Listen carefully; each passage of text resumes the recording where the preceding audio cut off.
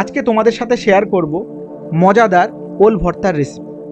যারা চ্যানেলটিতে নতুন অবশ্যই চ্যানেলটিকে সাবস্ক্রাইব করে পাশে থেকো। তাহলে চলো ভিডিওটা শুরু করা যাক।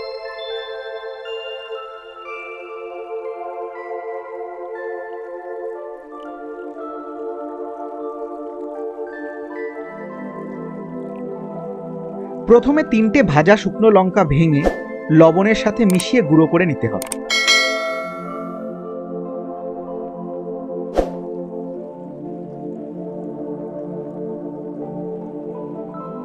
এরপর একে একে ভাজা পেঁয়াজ, কাঁচা লঙ্কা, সরিষার তেল একসাথে চটকে মিশিয়ে নেব।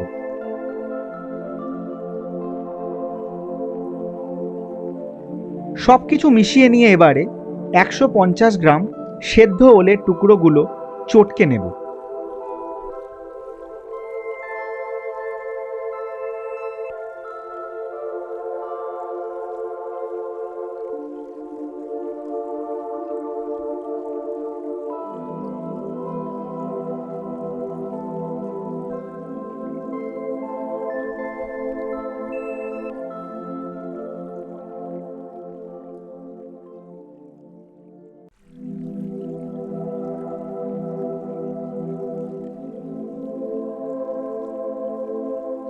এবারে সবকিছু একসাথে ভালো করে মিশিয়ে মেখে নিলেই তৈরি মজাদার স্বাদের ওল ভর্তা। গরম ভাতের সাথে ওল ভর্তা খেতে অসাধারণ লাগে।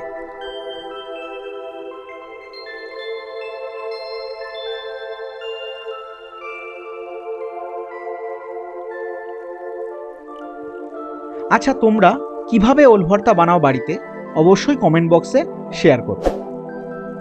বন্ধুরা, ভিডিওটা ভালো লাগলে অবশ্যই লাইক ও শেয়ার করো।